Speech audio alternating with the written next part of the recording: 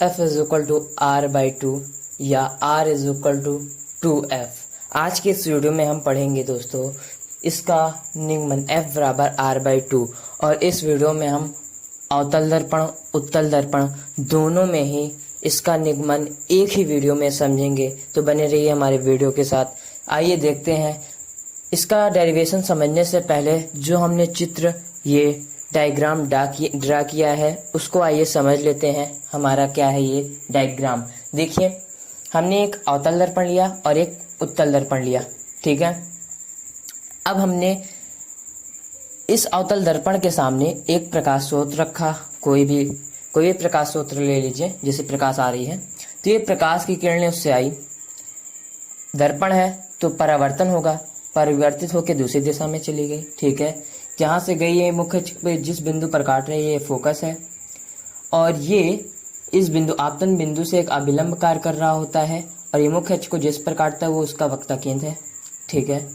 अब यहाँ पे देखिए ये हमारा अभिलंब है और आपतन बिंदु से मुख्य अक्ष पर हमने एक लंब MN डाला है। आपतन बिंदु से ये आपतन बिंदु है और ये मुख्य अक्ष है, मुख्य अक्ष पर आपतन बिंदु से एक अभिलंब MN डाला है, ठीक है।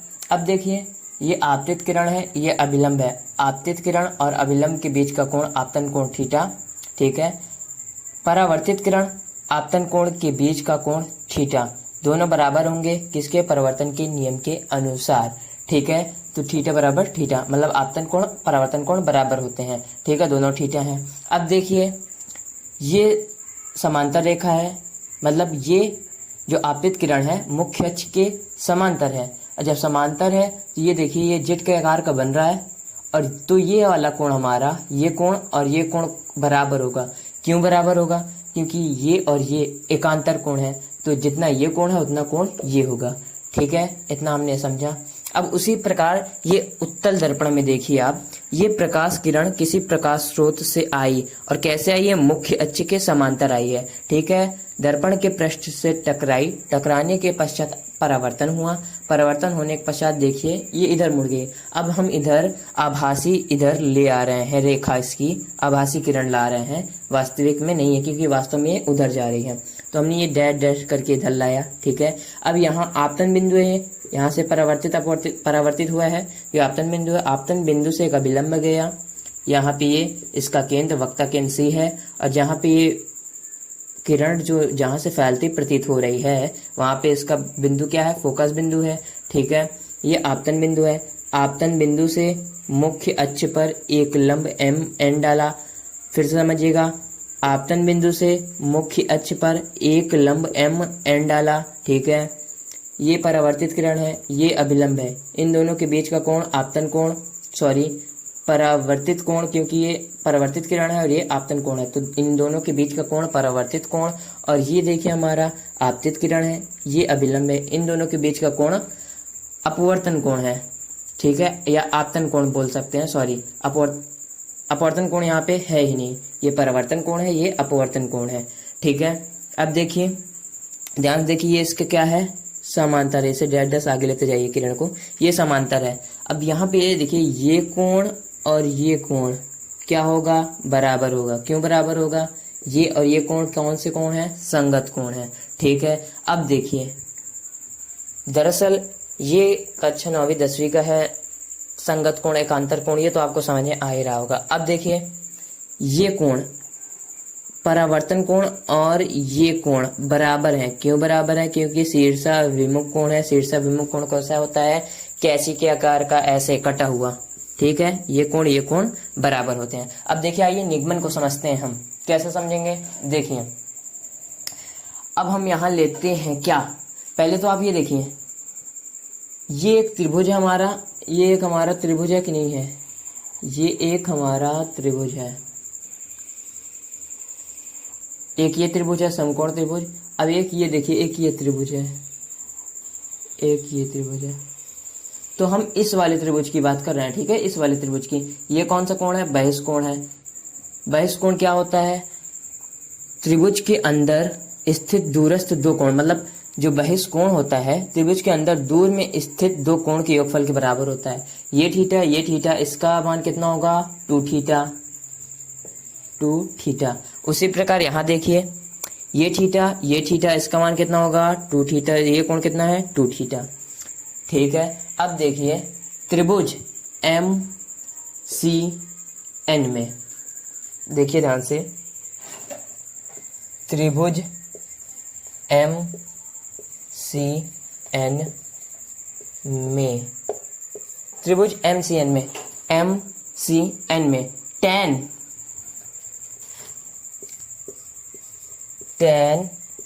Theta will be equal to, ध्यान से समझिएगा, जो यहाँ पे मैं इस चित्र को देख के बता रहा हूँ वही चीज सेम इसमें फॉलो होगा। ठीक है, कंफ्यूज मत होइएगा, अभी इसमें समझा दे रहे हैं फिर इसमें हम बता दे रहे हैं आपको। ठीक है, tan थीटा तो हम इसकी बात कर रहे हैं, tan थीटा बराबर क्या होगा, लंब mn बटा आधार cn, तो क्या हो जाएगा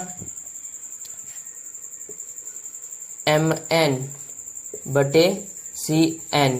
अब एक बात आपको और बता दूं, ये क्या है, मुख्य जो दर्पण का जो कटान बिंदु होता है वो होता है उसका ध्रुव, तो ये ध्रुव है, और यहाँ पे क्या है, ये इसका ध्रुव है। और एक बात और, यहाँ पे एक चीज और मान लीजिए, ऊपर साइड यदि दर्पण का द्वारक छोटा हो,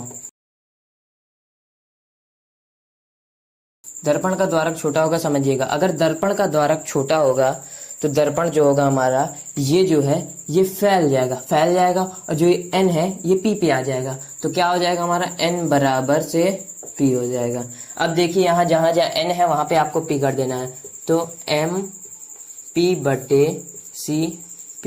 ठीक है, अब देखिए, अब किस त्रिभुज में हमने क्या पहले किस में लिया, MCN में, MCN में लिया, अब लेंगे MFN में, त्रिभुज MFN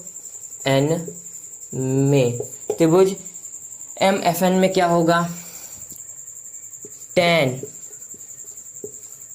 क्या लेंगे यहाँ पे, ये वाला कोण ले लेंगे, तो क्या हो जाएगा, यहाँ पे हो जाएगा tan 2 theta is equal to क्या हो जाएगा, लंब mn बटे आधार क्या है fn बराबर m की जगह हम क्या लग सकते हैं p, तो mp बटे fp। ठीक है, इतना हो गया। अब देखिए मानना क्या हमें,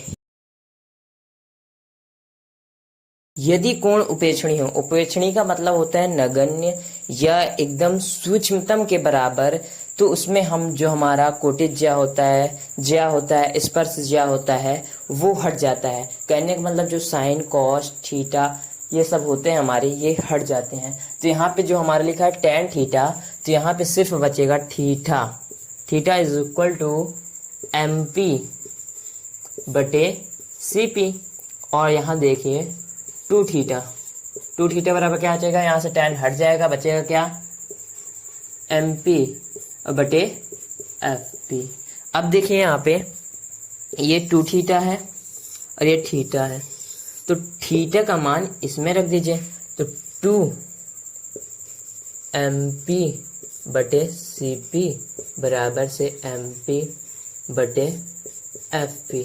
समझिएगा कैसे, यहाँ पे 2 लिखा है, 2 को बाहर ले लीजिए, थीटा का बराबर कितना है, theta is equal to MP बटे CP, थीटा की जगह पे हमने MP बटे CP लिख लिया। ठीक है, ये से ये कैंसिल आउट। ठीक है, क्या बचा, 2 CP बाई 1 बाई FP।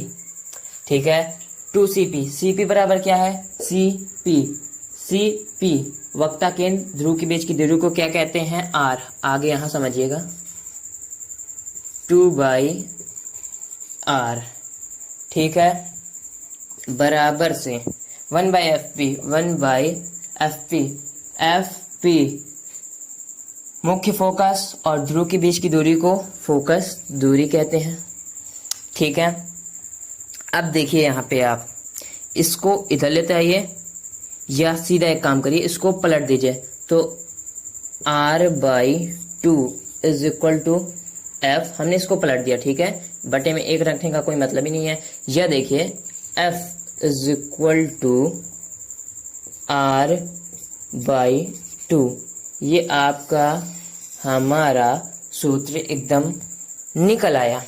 अब आप हमने यहाँ पे जो जो मान रखे हैं वही चीज को अगर आप इस दर्पण में देखेंगे तो सेम आपको यही सूत्र मिलेगा।